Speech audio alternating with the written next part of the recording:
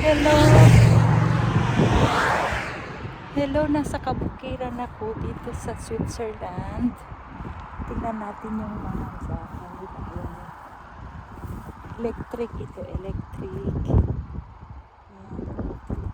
Pag i-touch. Yan sila, ang cute. Ayan. May baby. May babying baka.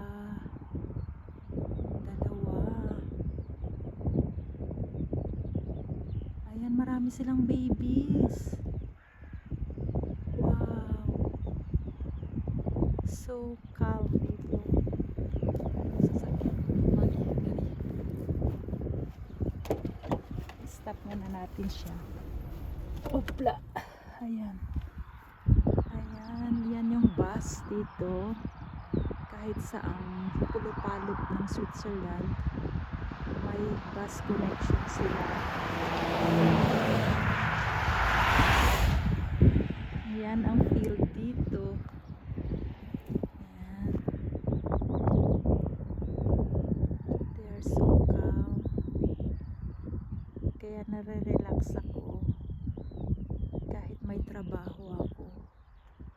Kasi pinupuntahan ko yung mga pasyente namin. Home visit. Thank you.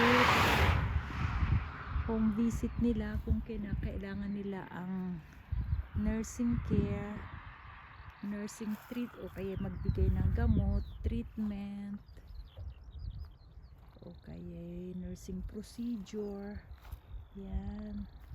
Yan ang Alps. Yan. Ang ganda ng view.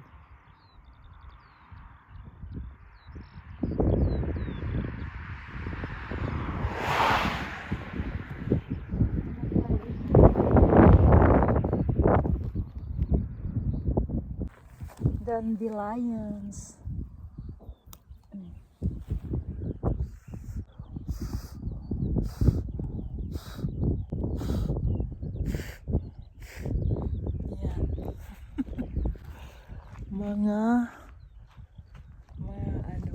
mga farm dito. Ayan o.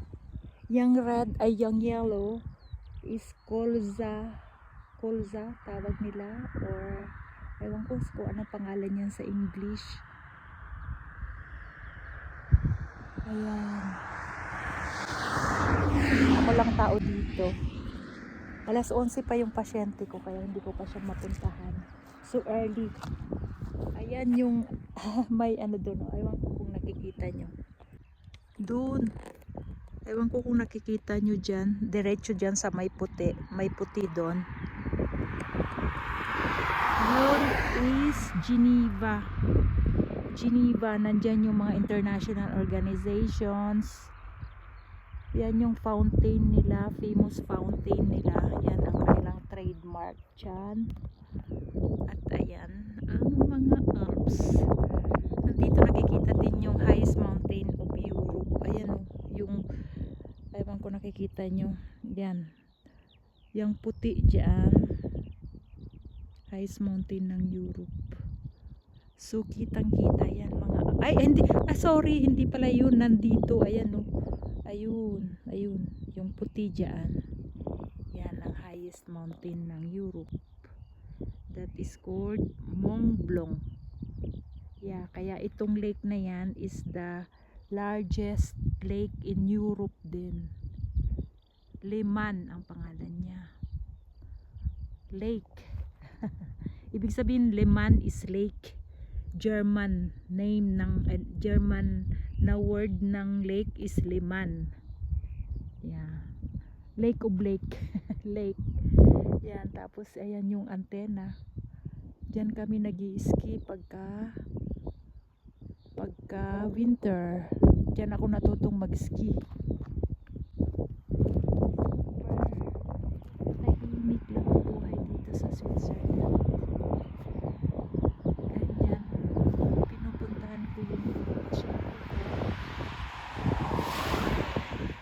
50% lang yung trabaho ko, pero okay lang sa akin. Kahit maliit yung sweldo ko dahil nga 50% lang, kalahati ng 100%. Okay na yan sa akin. Kaysa naman kaysa mapagod ako at saka ma-stress sa mga pasyenteng makukulit at saka kung sino-sino pang makukulit nakatrabaho at saka kung sino-sino pa. Yan yung kolsa na sinasabi. Nakalimutan ko pangalan niya sa English. Yung yellow na yan ginagawang oil. Yan ang mga oil nila rito. Okay, so patient at saka next vlog naman. Okay? May nangangabayong bata na family. Yan, naka-helmet yung bata. Yan ang kanyang view. Super. She's so lucky. Kasama yung highest mountain ng Europe. Ayan yung Mont Blanc. Ang daming kabayo. Ayun pa yung isa. Ito pagkain to ng baka. Pinutol nila mga grasses. Iipunin nila yan para kainin ng baka pagka winter. Yan ang ginagawa ko. Ang yellow flowers na yan. Day to day, ang dami ayan. Nakalabas sila kasi spring. Pagka winter ay pagka autumn, ay hindi pala, summer, dinadala sila sa mountain. Ayan sila yan ang field ng Switzerland. Grabe, ang laki.